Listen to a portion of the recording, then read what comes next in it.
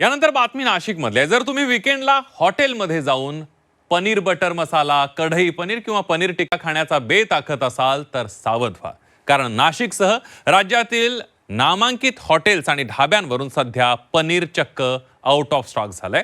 गेल्या 3 दिवसांपासून नाशिक शहरामध्ये पनीरचा तीव्र तुटवडा जाणवतोय आणि या सगळ्याचं नेमकं कारण काय आहे बघूयात एका खास रिपोर्टमधून।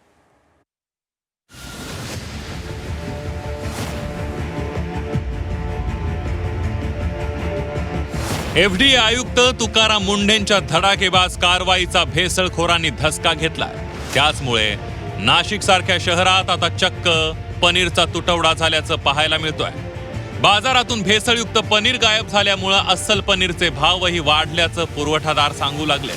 नाशिकमध्ये पूर्वी भरपूर बोगस पनीर यायचं, तर ते तुकाराम मुंढे साहेब आल्यापासून ते पनीर बंद झालं आहे आणि ते भेसळ पनीर तर येतच नाही आपल्याकडे कुठंच। आपल्याकडे येतं पूर्ण मलाई पनीर येतं आहे आणि पूर्वी भाव जे होते ते कमी होते, 280, 360 आणि आता जो येतं 460 रुपये किलो पनीर चालू आहे। सामान्य गृहिणी स्वयंपाकात पनीरचा वापर करतात। पनीरचा तुटवडा असल्यानं गृहिणींना या दुकानातून त्या दुकानात पनीरसाठी फिरावं लागतं। सो रिसेंटली आम्ही मार्केटमध्ये पनीर घ्यायला आलो होतो, बट रेट्स पण एवढे वाढलेत आणि पनीर इझिली अवेलेबल पण नाही होते, त्याच्यामुळे मला प्रॉब्लेम होतोय। लाईक रोज भाजी बनवायला पण त्याच्या सगळ्यांमध्ये प्रॉब्लेम्स येत आहे। भेसळयुक्त पनीर वापरणारे हॉटेल व्यावसायिकही कारवाईच्या कक्षेत आल्यानं त्यांनी ही भेसळयुक्त पनीर घेणं बंद केलंय।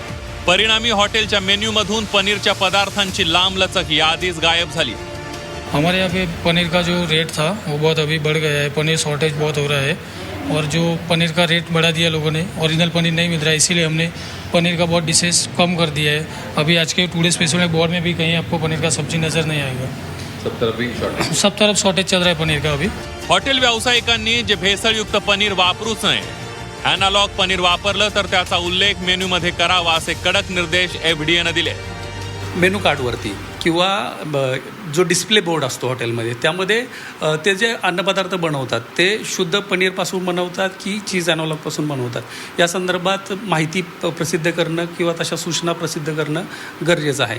जर ज्या ठिकाणी आम्हाला अशा आढळून आलेल्या नाहीत गोष्टी, त्या ठिकाणी प्रशासनामार्फत हे दिलेले आहेत, निर्देश दिलेले आहेत कारवाईचे। खरं पनीर आणि पाम तेलयुक्त पनीर हे सामान्यांना ओळखता येत नाही, पण तुकाराम मुंढेंनी सुरू केलेल्या धडाकेबाज कारवाईमुळे आता नाशिककरांना कमी पनीर पण अस्सल दुधापासून बनवलेलं पनीर मिळतंय, ही गोष्ट ही सुखावणारी आहे। योगेश खरे, झी 24 तास, नाशिक।